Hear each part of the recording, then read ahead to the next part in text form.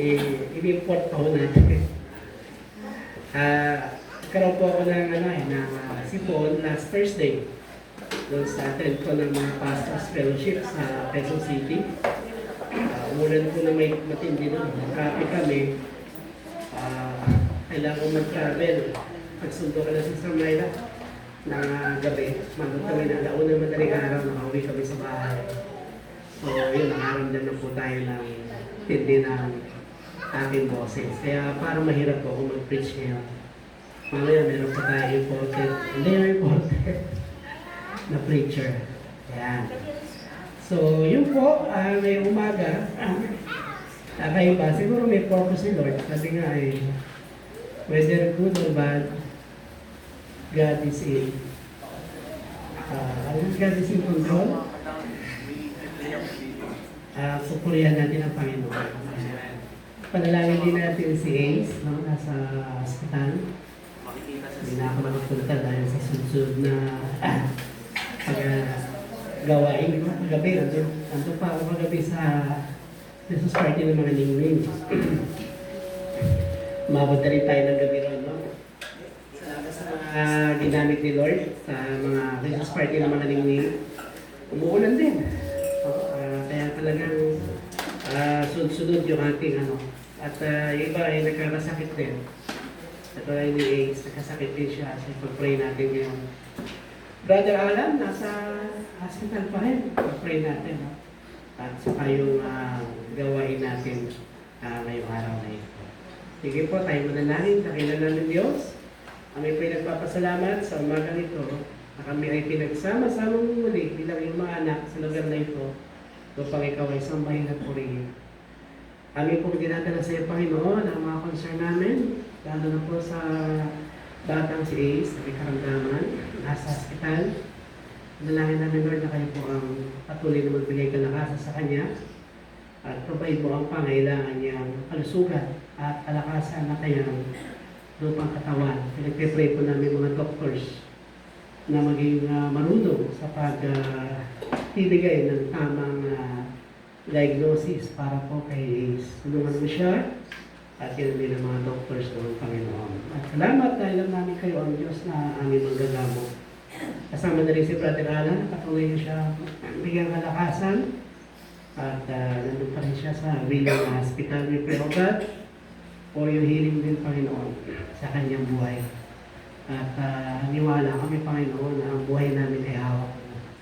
Ganun din ang iyong likod sa aking karamdaman dito po sa aking boses. Pray, O God, kayo po ang maguna sa akin sa oras na ito. Salamat po sa bawat isa na rito, Panginoon, na nagpuri at umawit para sa iyo. Tuloy na may kagalakan dyan sa iyong sa mundong ito dahil si Kristo ay sumilang para kami po ay mabigyan ng kaligtasan sa aming mga kasalanan. Salamat po, pagpalain mo araw na ito. In Jesus' name, Amen. God bless you po. Ayan. Sige po, pakita tayo ng ilaw. Nagpapanood lang tayong video na meaning ng Christmas bago po natin sa alam si Pastor mamaya.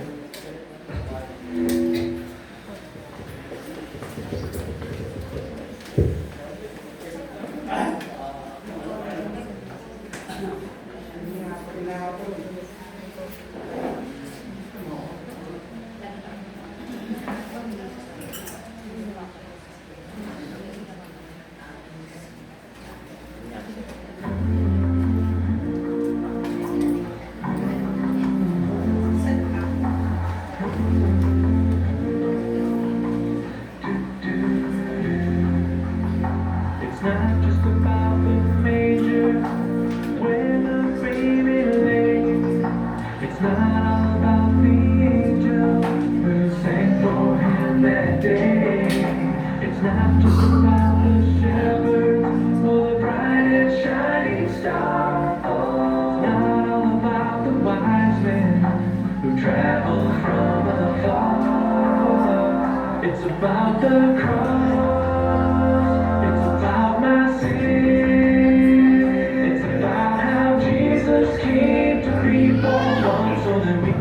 Born again, it's about the stone that was rolled away, so that you and I can have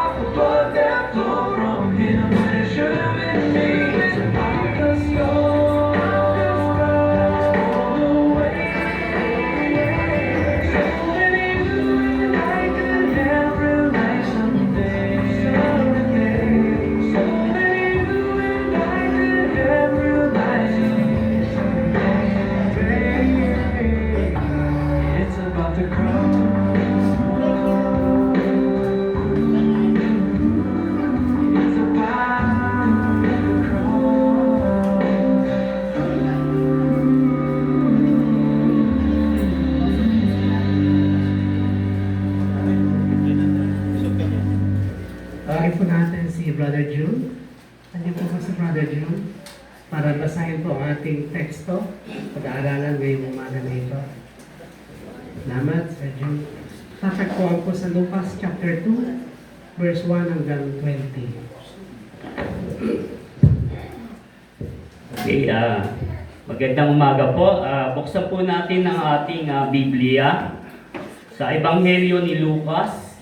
Okay, Kapitulo 2. Okay, mula 1 hanggang 20. Nang panahon iyon, inutos ni Emperador Augusto na magkaroon ng census sa lahat ng nasasakupan ng imperyo ng Roma. Ang unang census na ito ay ginawa na si Serenio, ang gobernador ng Syria. Kaya umuwi ang bawat isa sa sari-sariling bayan upang magpatala. Mula sa Nazareth, isang lungsod sa Galilea, si Jose ay pumunta sa Judea, sa Bethlehem, ng bayang sinilangan ni Haring David. Sapagkat siya'y mula sa angkan ni David, kasama niyang umuwi upang magpatala rin si Maria na kanyang magiging asawa, na noon ay kabuwanan na. Okay, verse 6. Habang sila'y nasa Bethlehem, sumapit ang oras ng panganganak ni Maria. Isinilang niya ang kanyang panganay na isang lalaki. Binalot niya sa lampin ang sanggol at inihiga sa isang sapsaban sapagkat wala ng lugar para sa kanila sa bahay panuluyan. Okay, verse 8. Doon ay may mga pastol na nasa parang at nagbabantay ng kanilang mga tupa ng gabing iyon. Lumapit at tumayo sa kalagitnaan nila ang isang anghel ng Panginoon at nagliwanag sa kapaligiran nila ang nakasilaw na kaluwalhatian ng Panginoon. Ganoon na lamang ang kanilang pagkatakot. Ngunit sinabi sa kanila ng anghel, huwag kayong matakot. Ako'y may mga dalang magandang balita para sa inyo na magdudulot ng malaking kagalakan sa lahat ng tao. Isinilang ngayon sa bayan ni David ang inyong tagapagligtas, ang Kristong Panginoon. Ito ang inyong palatandaan. Matatagpuan ninyo ang isang sanggol na nababalot ng lampin at nakahiga sa isang sapsaban. Bigla nilang nakitang kasama ng anghel ang isang malaking hukbo ng mga anghel ng kalangitan. Sila'y nagpuri sa Diyos at umawi. Papuri sa Diyos sa kaitaas-taasan, at sa lupa ay kapayapaan mga taong kinalulugdan niya. Nang makalis na ang mga anghel pabalik sa langit, ang mga pastol ay nag-usap-usap. Tayo na sa Bethlehem, tignan natin ang pangyayaring ito na binalita ng ating Panginoon. 16. Nagmamadali silang pumaroon at natagpuan nila sina Maria at Jose at ang sanggol na nakahiga sa sapsaban. Sinalaysay na mga pastol ang sinabi ng anghel tungkol sa sanggol. Namangha ang lahat ng nakarinig sa sinabi ng mga pastol. Tinandaan ni Maria ang mga bagay nito at ito'y kanyang pinagbulay-bulayan. Umalis ang mga pastol na nagpupuri sa Diyos at nagpapahayag ng kanyang kadakilaan dahil sa lahat ng narinig nila at nakita, ayon sa sinabi sa kanila ng anghel. Purihin po ang salita ng Panginoon. Salamat, Brother June. Dahil po ang boses ko ay ganito, mahirap po akong mag-preach ng 30 minutes. Baka sa dulo, wala na po. Ang ating po tagapagsalita ay isang kaibigan na nakatapos sa International Graduate School of Leadership. Siya po ay pastor ng church sa Quezon City sa CBCP. Nakalimutan ko na yung name. Kasama ko po siya college days. Pero sila po ay ibang school. No? Siya po ay sa UST. Ako ay sa PUP. Nangangalo kami ng salita ng Diyos. Pero mas matanda ako sa kanya. Uli na yung pagkikita nung kami po ay nagsama-sama ng mga pangangaral sa loob ng eskwelahan. Nagkaroon po ng 50th anniversary ng Campus Jose for Christ. Kanina po, wala po akong planong hindi siya pagsalitain at kunin ang video niya kasi pipilitin ko magsalita pero hindi ko pa talaga kaya. Siguro may purpose si Lord. Pinatag ko yung sermon niya. Sabi ko hindi ko kaya. Sabi ko sa Myla para ilagay ngayong umaga na ito. Siguro yun ang plano ng Panginoon na magmensahe siya sa atin ngayong umaga na ito sa darating na Pasko. Siya po talaga ang dating ang magiging speaker natin ng anniversary ng church. Kaya lang hindi po siya pwede. Kaya sa Pastor Luis, kinuha ko. Pwede naman siya ng hapon. So, nagpaalam po ako sa kanya kasi baka ma-lecturize ako. Baka makita niya, ginamit ko yung kanyang message. Eh ako yung po'y mapagalitan kasi meron po mga ano yan sa privacy. Pero ako yung nagpaalam personal sa kanya, siguro nabasa na niya yung kanyang mensahe. Dati kasi pinanonood ko, sabi ko pwede bang gamitin yung mga ganito mo. Okay lang pastor, basta padala mo yung Gcash.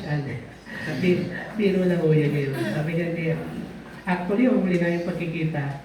Nagkipunta kami kay doon sa Campus 8, tapos bago kami pumunta kay Pocoy, naalala niyo po si Pocoy na matay. Kumain po kami sa West Up, nandun po itong tao na ito. At laking gulat namin, sabi ko, oh, pastor, nandito ka pala. Ang pangalan niyo po ay si Michael Carino. So Mike, nandito ka pala. Ay, oo, kamusta? Hindi namin alam. Yung in-order po namin, binayaran niya. Kaya laking gulat ko, sabi ko, nakaka-appreciate ang pagkataon to. Pupunta kami sa Patay, binigyan kami ni Lord ng biyaya ng pagkain. So ito po, panoorin natin. Patay na natin yung love.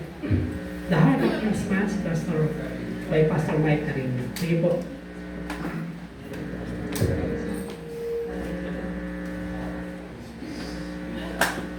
There was once a story of 3 trees. 3 puno, nung sila'y maliliit pa, mga halaman pa lang sila. Nagtanungan sila sa isa't isa, pare, ano bang pangarap mo paglaki mo? What do you want to become when you grow up? Sabi ng mga punong mga bata. The first tree said, I want to become a treasure chest, a wooden treasure chest, where gold and silver and treasures will be placed upon me. Ako ang magkakarga ng mga kayamanan, mga ginto, sandamakmak na kayamanan. That's my dream, to become a wooden, special.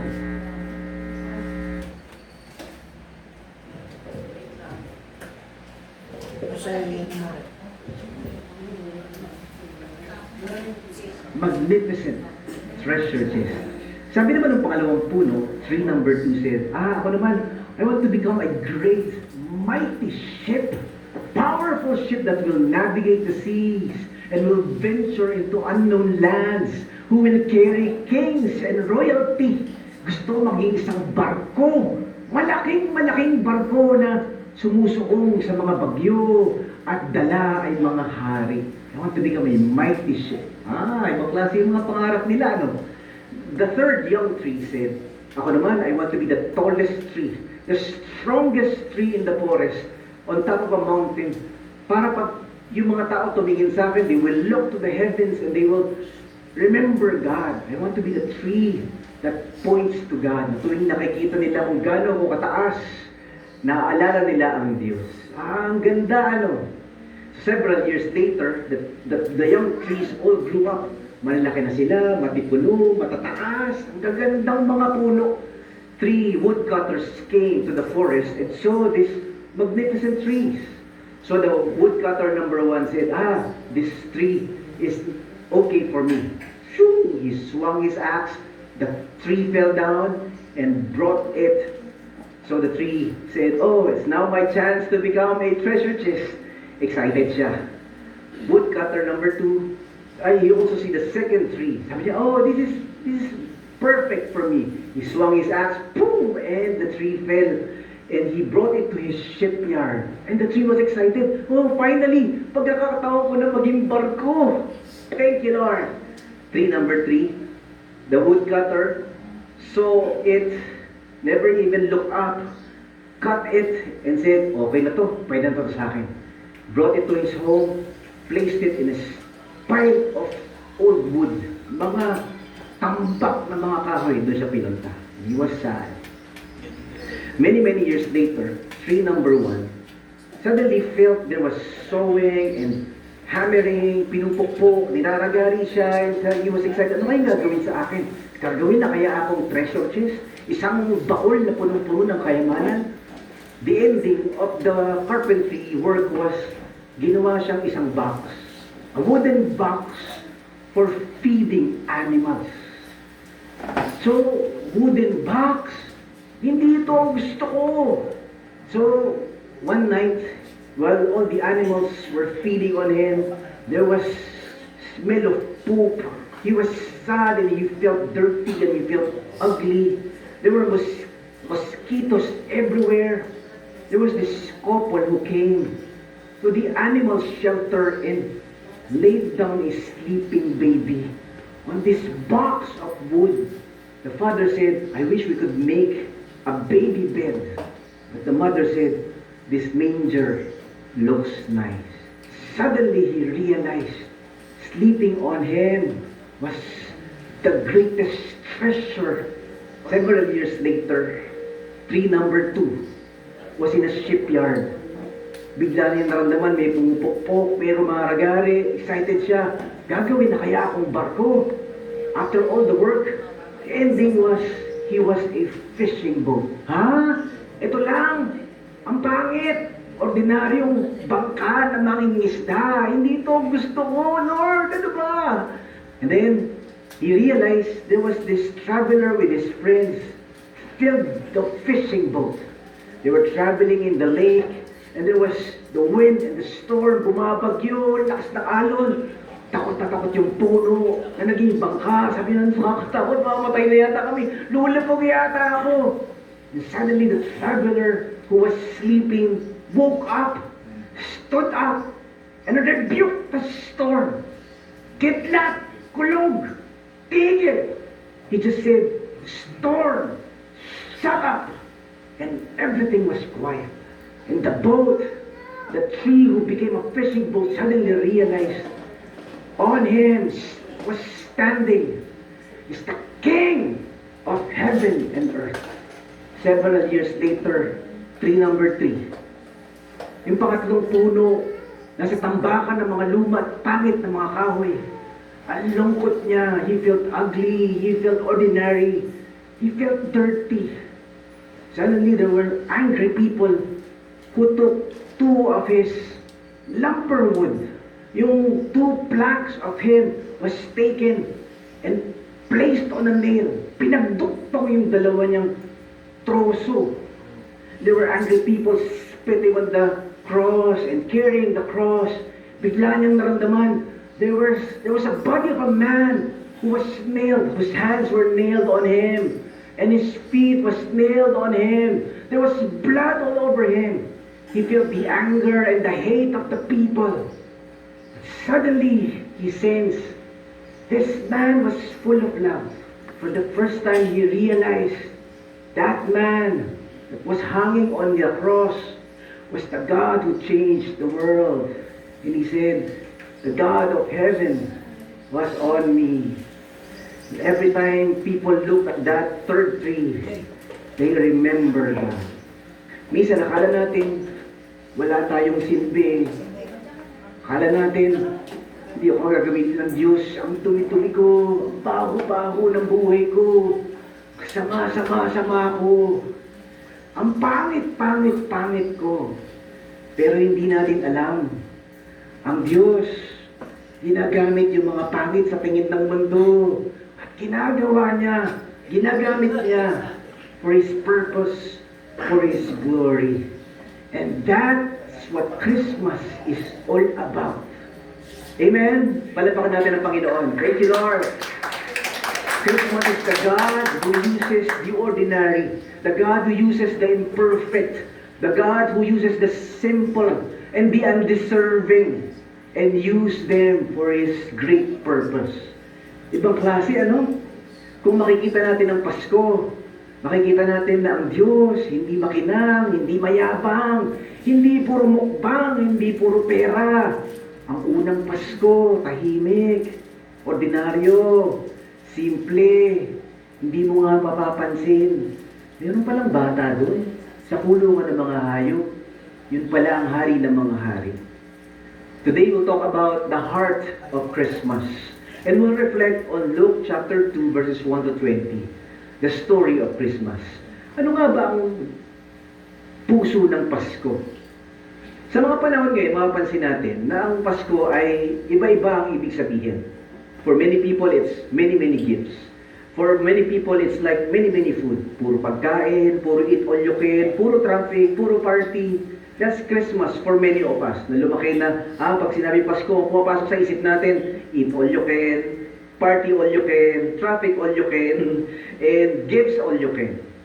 Pero, meron pang mas malalim, mas magandang kahulugan ng Pasko nang higit sa mga ito. What would Christmas be like without Christ, without the manger, without the shepherds? Ay, ang ganda! It's a beautiful story of the God who cares for the world, of a God who made a way for sinners to be reconciled to God. Na ang Diyos gumawa ng paraan para hindi tayo iwan sa dilim, hindi tayo iwan na lugmok sa kasalanan. Ginawa niya ng paraan. Yon ang unang Pasko. The God who rescues us and gives us the greatest gift, Jesus Christ. Tandaan niyo to. The heart of Christmas is about a Savior to be received. It's about a sign to be relied on.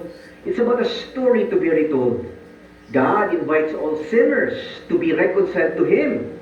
Whosoever believes in Jesus Christ will receive the free gift of everlasting life. Ayan yan pala ang Pasko, ano? Sa umagang ito, pag-usapan natin 3 beautiful truths about Christmas. What is Christmas all about? What is the heart of Christmas? Number 1, Christmas is about a Savior to be received. Christmas is about a sign to be relied on. Christmas is about a story to be retold. Isa-isahin nga natin, the heart of Christmas. Ito yung una. Christmas is about a Savior to be received. Ang Pasko ay tungkol sa pagliligtas ng Diyos. Tungkol sa pagpapagligtas na pinangako ng Diyos. Ito yung sinabi ng mga angels. I bring you good news of great joy, the angels said to them. Don't be afraid. Today, in the town of David, a Savior has been born to you. He is Christ the Lord. Sinabi sa kanila ng anghel, huwag kayong matakot, may magandang balita ako para sa inyo. Magbibigay ito ng malaking kasiyahan sa lahat ng tao. Pinanganak ngayon sa bayan ni David ang tagapagligtas nyo. Siya ang Christ, ang Panginoon. Brothers and sisters, Christmas is really all about that. It's about the God who did not abandon us sinners. Instead, He made a way for us to be rescued, to be forgiven, to be accepted and embraced by God again. Kasi sa totoo lang, ang mundo madilim. This world is darkened. This world is fallen. This world is broken. This world is lost. Hiwalay sa Diyos, malayo sa Diyos, galit sa Diyos, sobrang yabang laban sa Diyos. Kaya kung ang pinadala ng Diyos ay isang politiko, hindi natin kailangan kasi ng good governance. O dumahalaga yun, pero hindi yun yung ating pinakamalalim na pangangailangan. Our greatest need is not education. Mahusay na kaalaman, God could have sent a teacher or an educator. If our greatest need is entertainment, God could have sent a showbiz personality. Kung ang ating pinakamalalim na pangangailangan bilang mga tao ay maging masaya, di nagpadala siguro ang Diyos ng stand-up comedian o artista. Hindi naman yun ang pinadala ng Diyos. Kung ang greatest need natin ay gamot at maraming gadgets at mga technology, nagpadala siguro ang Diyos ng scientist. Pero sa totoo lang, ang pinakamalalim nating pangangailangan ay kapatawaran. The greatest need of human beings is forgiveness. That's why God sent a Savior. Kasi kung walang pagpapatawad sa ating mga puso, ramdam mo yan, di ka masaya. May kulang sa buhay mo. If your sins have not been pardoned, you carry around the weight of the guilt and the condemnation in your heart. Hindi natin masabi, pero parang, Pastor May, parang dami-dami kong pera, hindi ako masaya. That's guilt in our hearts. Pastor Mike, ang dami-dami kong medalya, ang dami-dami kong gamit, dami-dami kong nabibili, dami kong kaibigan. Ang lungkot-lungkot ko, parang may kulang sa buhay ko. That's the condemnation of sin in our hearts. We can never be happy. We can never be fulfilled from one sexual escapade to another, from one romantic relationship to another, from one championship to another, from one car to another, from one wealth to another. Hindi, kulang. Merong humahatak sa puso natin. Parang may kulang, hindi ako masaya. Ganda-ganda ng asawa, naghahanap ng iba. Ang dami-daming pera, nagpapakamatay. Ang ganda-ganda ng negosyo, ang daming medalya. Depressed, ang lungkot. Ang daming kaibigan, feeling mag-isa. That's the weight of sin in our hearts. That's why Christmas happened. Forgiveness is the key to life. Without God's peace, without God's pardon, without God's love, kung wala yung pagmamahal, pagpapatawad ng Diyos, kulang. Kahit na gano'n ka katalino, kahit gano'n ka kayaman, kahit na gano'n ka kagaling, parang may hinahanap-hanap-hanap ka. Bored na bored ka sa buhay. Para kang laging nauuwaw. Bago-bagong gamit, naghahanap pa ng bago ulit. Ganda-ganda ng napangasawa, naghahanap pa, lumilingon-lingon pa sa iba. Kasi ang ating mga kaluluwa, mga puso, may kulang. And that's the forgiveness of God, it's the love of God, it's the grace of God. That is what is lacking in our existence. Kaya may Pasko. That's the power of Christmas. It gives us hope. Kaya yung unang sinabi ng mga anghel, huwag kayong matakot. We bring news of great joy. Alam niyo ba mga tao, laklak ng laklak, party ng party, pero walang joy. Yes, may happiness. Yes, merong excitement. Yes, merong enthusiasm. Pero joy is different. It's different from happiness. Yes, we can be happy once in a while. Bago siya po ito, thank you. Bago yung Raptors Holy, thank you Lord. Bago na naman yung aking grades. Wow, tapas na grade, thank you Lord. Wow, meron akong bonus game sa company, thank you Lord. That's happiness. Because happiness is attached to events. Happiness is attached to things. Happiness is attached to people. Iwan ka ng mahal mo, hindi ka na masaya. Sira yung cellphone mo, hindi ka na masaya. Napangga yung kotse mo, brand new, hindi ka na masaya. Naubos yung pera mo. Naubos ni Shopee at ni Lazada, hindi ka na masaya. Bagong dating ng delivery, after 3 weeks, parang ay, hindi pala maganda. But joy, it's deeper than happiness. Ito yung, wala kang kasama sa Pasko, pero ang saya mo. Hello? Can you tap your seatmate ko ba yun? Hindi masarap ang ulam mo. Pero tawa kayo ng tawa habang kumakain. Wala kang pera, wala kang tinataguan mo nga yung mga inaanak mo eh. Pero payapa ang tulog mo, that's joy. Hindi bago ang gamit, walang magsarap na handa. Pero ang tamis ng ngiti mo, that's joy. It doesn't come from the world. It's the peace that comes from Jesus. It's the joy that comes from God. Na hindi kayang bilhin ng pera. You know this, money can buy a lot of things, but there are certain things money cannot buy. Money can buy you a comfortable bed, an air-conditioned bedroom with a nice view, but money cannot buy you sleep. Diba? Money can buy you a royal wedding, 24-karat diamond wedding ring, but money cannot buy you true love. Sandamak na ako ang kasal. Dami kong kinasal this month, ha? Nakakagod na ako. Marami rin ako nilibing. Pero marami rin kinasal. Ang mahal. Magkano per plate? Intindi nito, ha? Kagabi nga, may kasalan, yung mga spoon and fork made of gold. Nililabog sa gold. Kung grabe, golden spoon to, ha? Ang mahal. Tapos maghihiwalay after 5 years. Hello? Money can buy you that. Ang galing! Nakakatuwa naman itong wedding na to, nakaka-bless. Pero true love you cannot buy. It comes from God. It comes from the two of you. The Bible says the cord of 3 strands, no one can break.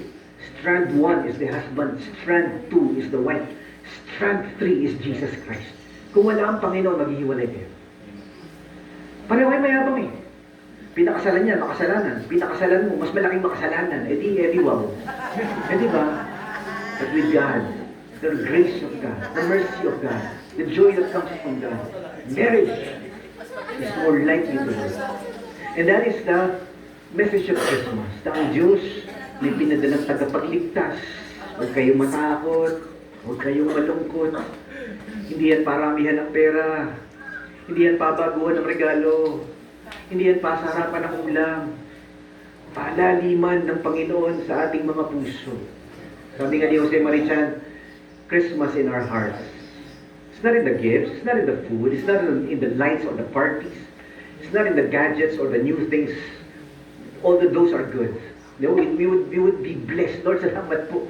May blessing yung anak ko. May naroon yung anak ko. May pagkain yung pamilya ko. Lord, si Mami may bagong blouse. Di ba? That's the blessing of Christmas. But that's not what it is all about. It's deep, deep joy, goodness, and love, and peace that comes from the Savior. And that is why 1 Timothy chapter 1 verse 15 says, here is a trustworthy saying that deserves full acceptance. Christ Jesus came into the world to save sinners. Totoo ang sasabihin kong ito at dapat paniwalaan ng buo. Dumating si Christ Jesus sa mundo para iligtas ang mga makasalanan. Tayo yun. Alam niyo ba na ang totoong sabsaban ay ang ating mga puso? Ang totoong kainan ng mga hayop. Puro laway, puro lamok, puro langaw, amoy poop, amoy laway ng kambing, baka, kamelyo, aso. Puro lamok, madidinggi kayata, matetetanus yata ako. Ba't doon nilagay si Jesus? Why? Because the manger symbolizes our hearts. Madumi, mayabang, mabaho, malaswa. But Jesus wants to be born in our hearts. Jesus wants to enter our dirty, chaotic, arrogant, rebellious hearts. That is Christmas for all of us. Na ang Diyos hindi nagdalawang isip. Dumi nito ha, baho dito ha, pero dito kay papanganak.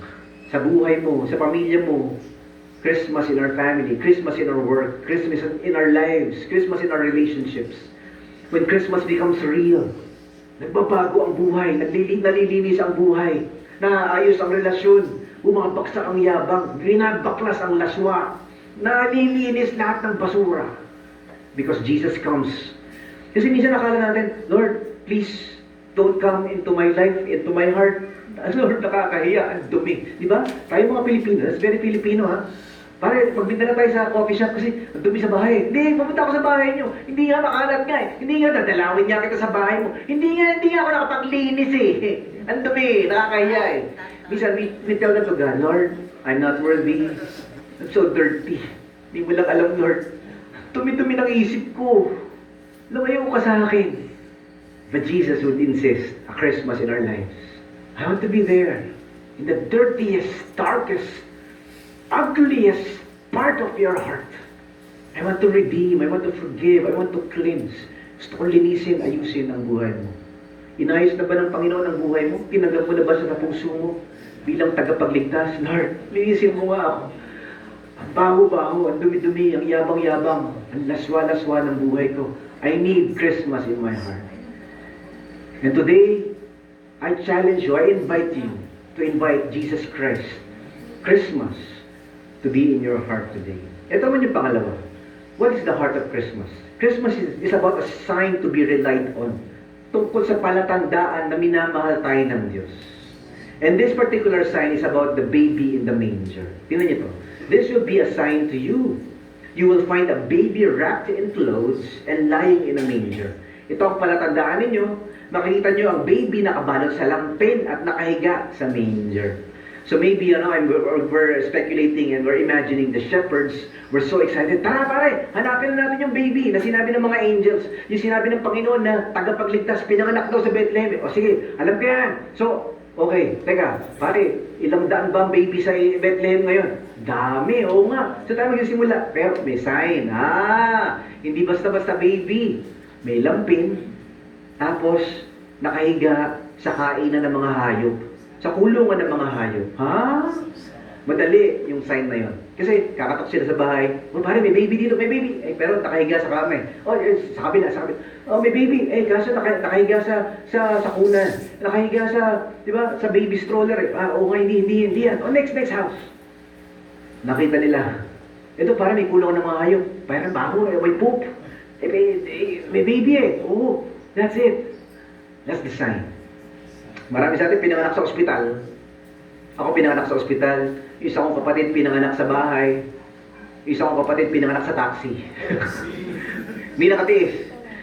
Sabi ni kinangalo ng mama namin, itong kapatid niyong ito, nagmamadaling lumabas, hindi nakantay sa ER, hindi nakantay sa ospital.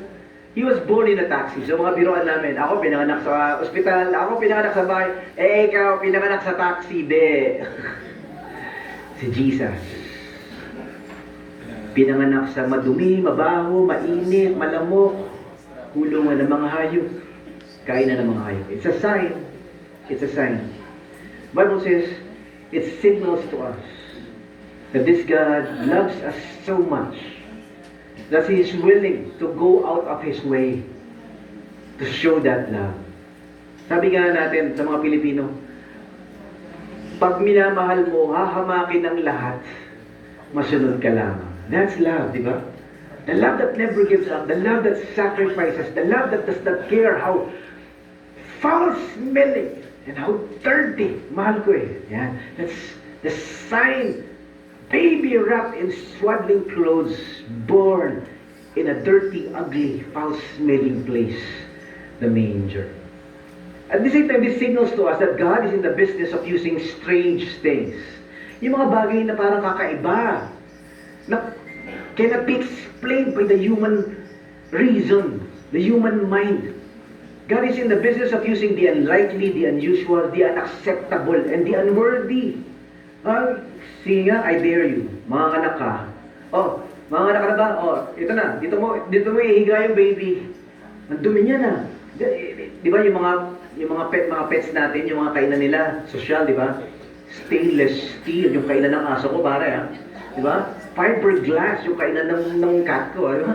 Pero yung kainan ng panahon na yun, hindi ganoon. The strange things, the unusual things. God wants that to shame those who are proud and wise in their eyes.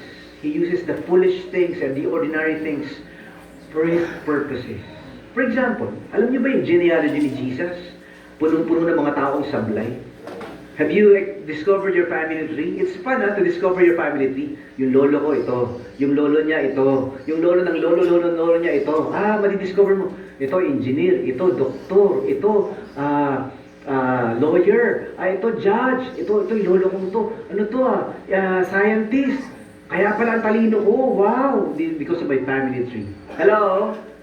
Ba't yung anak ko, buro baksak? Anak pa kita? Yan yung mga lolo mo. So, that's the role of a family tree. You trace your genetics. Sometimes you can also trace your sickness, no? Yung lolo ko may hypertension, di ba? Yung lolo ng lolo niya mayroong kidney problem. Yung lolo ko mayroong uric acid, mayroong sugar, may diabetes. Kaya pala, puro asterix yung aking lab result. Genetics. And so sometimes we would assume si Jesus Christ, yung kanyang bloodline, yung kanyang genealogy, siguro puro mababait, siguro puro matitino. Hindi. Ang galing ni Lord, no? In Jesus' family tree, there's a prostitute. Scandal. In Jesus' family tree, there was incest. In Jesus' family tree, there was adulterer and a murderer in the bloodline. And there was rape of a sister in the blood. Grabe. Ang dumi, ang gulo. Ang daming pasaway, ang daming sablay. That's the family tree of Jesus Christ. This shows us grace. Hello? It's grace that picks up something and someone unworthy, someone unqualified, someone disgusting and scandalous and sinful, and bring it for something beautiful and good. That is Christmas. Yung madumi, nilinis ng Diyos. yung skandaloso, inayos ng Diyos. Yung pasaway at sablay at ang bugok ng buhay, inangat ng Diyos. Jesus was born because of broken, disqualified people in the bloodline. Amen? Palapakan natin ang Panginoon. Thank you, Lord. Woohoo! Praise God. And that's the sign that God is gracious and merciful and loving. Ito naman yung pangatlo. Christmas is about a story to be retold. Ang Pasko ay tungkol sa pagpapahayag sa magandang balita na binigay ng Diyos. Kasi ang masamang balita, we are all sinful. The bad news is we're all sinners, we're all fallen, we're all doomed to destruction. Lahat tayo ay patungo sa kaparusahan. The good news, God made a way. The good news is God sent a Savior. So that whosoever believes in Him will have life, will have hope, will have forgiveness. Tingnan niyo to. When they had seen Him, they spread the word concerning what had been told about this child. Pinagkalat nila, pinangalandakan nila yung magandang balita. At isinalaysay nila ang mga sinabi sa kanila ng anghel tungkol sa sanggol. Did you know? The first evangelists were the shepherds. It's not the kings, it's not the governors, it's not the politicians, it's not the wealthy, it's not the educated who first told about the good news of Jesus Christ. It's the lowly shepherds. Yung mga pastol noong unang panahon, minamaliit kasi mababaho, hindi nakapag-aaral, mga hindi matatalino. Minamaliit sila. Yung mga pastol, di ba, sa atin ngayon today, we have shepherds too. Mga pastol ng kambing, pastol ng baka, pastol ng kabayo, pastol ng butiki, noong panahon ko, pastol kami ng gagamba. Nalabutan nyo yun, pinaglalaban namin yung mga gagamba. Nilalagay sa posporo. But during their time, they're shepherds of sheep. Ang business noon are lambs because of the temple business. People buy lambs. So you need to hire shepherds. Ang mga shepherds, maliit ang tingin sa kanila kasi bukod sa hindi sila masyadong matalino at ang baho-baho nila at lagi silang nakabilad sa araw at hindi sila naliligo at amoy pupo at amoy kambing at amoy kabayo at amoy tupa. Minsan, mga magnanakaw din sila. Sila yung mga pag walang tao sa bahay, walang aso, kumukupit ng kung ano-ano. Shepherds have a bad reputation. Can you imagine that? They were the first ones to tell to people about the good news. The Messiah is born! The Christ is here! Nandito na ang tagapagligtas. Where? Sino nagbabalita? Di ba? Today, we wanted to have people tell us news with credibility. But the messengers have no credibility. The messengers were shepherds. The messengers are us. Tayo yung mga babaho ang buhay, ang mapangit ng ugali. Tayo naman yung mga hindi sikat, hindi marunong talaga. We are the lowly, ordinary, the unusual. We are the sinful, the imperfect. We are the shepherds. And God invites us, the disqualified ones, the rejected ones, to talk about good news. To tell about Jesus Christ. And that's the first Christmas. Lord, hindi ako karapat-dapat. Tinan mo naman ang buhay ko. How can I talk about God? How can I talk to my friend about Jesus? How can I tell my family, mga anak ko, about the love of God? Hindi loving yung buhay ko. That's grace. Na tayong mga hindi karapat-dapat ay nagsasalita tungkol sa Diyos na nagmamahal at Diyos na nagbabago ng ating mga buhay. And that is what Christmas tells us, that God can use you to share the good news no matter who you are, ano man ang pinanggalingan mo, ano man ang mga sugat na dala mo, ano man ang mga basura na karga mo, gagamitin ka ng Diyos, hindi dahil magaling ka, o mabait ka, o matalino ka, o magaling ka magsalita. Diba, it was the Apostle Paul who said, I did not come to you with the Word of God and with the Gospel, with wisdom and eloquence. I come to you with fear and trembling, but with the power of the Holy Spirit. Ang ganda! Ang Diyos pala ang gagamit sa atin kasi siya yung malakas talaga, siya yung magaling talaga, siya yung talaga yung makapangyarihan, hindi tayo. We are God does a miracle in us, we who are broken and ordinary and weak, we who are imperfect. So the shepherds were the ones who told about the good news. Eh, ano nga ba yung good news na ito? Well, the first is this. Christmas is the story about God's love for all sinners. Lahat ng mga makasalanan. No exemptions. God loves every sinner and gives every sinner an equal chance to discover and choose the love of God and the grace of God. Yun yung sabi ng John 3:16. For God so loved the world that He gave His only Son. The world there is the word for kosmon. It's the word for cosmos. And that is every human being on planet Earth. And Christmas is also the story about God's invitation for all sinners to be reconciled to Him. This is the God's invitation na lahat ng mga makasalanan ay iniimbitahan na tanggapin ang Panginoong Yesus. That's why John 3:16 says that those who believe in Him shall not perish. And that is God's invitation for every person. May pag-asa ka, sino ka man.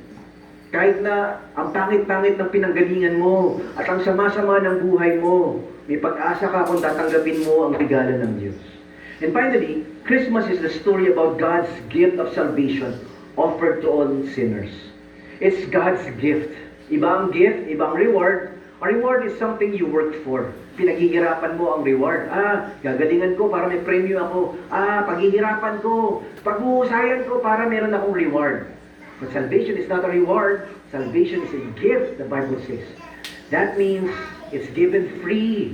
All you have to do is to receive what is being given. John 3:16 says, those who receive and those who believe in Him will have eternal life. Kaya nga sabi ng 1 John chapter 4 verse 9, this is how God showed His love among us. He sent His one and only Son into the world that we might live through Him. That's amazing.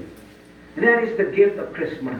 That is the heart of Christmas. The God who saves. The God who loves sinners. The God who did not abandon us. Ang Diyos na malasakit at gumawa ng paraan upang tayo ay maligtas sa ating mga kasalanan. Ang ganda ng Pasko. Pero hindi mukbang, hindi eat all you can, hindi gift all you can, hindi party all you can. It's a story of the God who humbled Himself, went out of His way, left heaven for us, to show us the way, to show us that no matter how dirty, how foul-smelling, and how ugly our lives are, He wants to be born in our hearts. Ang galing. Minsan naiyak ko ako, isipin ko, Panginoon, salamat po. Grabing pagmamahal naman ito. Remember, the heart of Christmas is about a Savior to be received. It's about a sign to be relied on. It's about a story to be retold. God invites all sinners to be reconciled to Him. Whosoever believes in Jesus Christ will receive the free gift of everlasting life. Today we talked about three powerful, beautiful truths. The heart of Christmas. Number one, Christmas is about a Savior to be received. Number two, Christmas is about a sign to be relied on. Number three, Christmas is about a story to be retold. Is Christmas already in your heart? Is Jesus already the Lord of your heart? Si Jesus na ba ang iyong Panginoon at tagapagligtas? Pinatawad ka na ba ng Panginoon? Niligtas ka na ba ni Jesus? Has Jesus cleansed you, forgiven you, pardoned you, cleansed you, and gave you eternal life? Kung hindi pa, it's not too late. You can trust Jesus.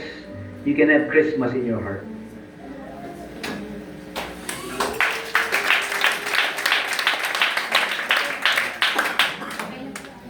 Salamat, Pastor Mike. So yun po, nawa ang mensahe ng Pasko ay nakuha natin sa mensahe na yun ni Pastor Mike Carino. At palayin ng Panginoon ang kanyang salita. Bagay po natin si Brother Noel.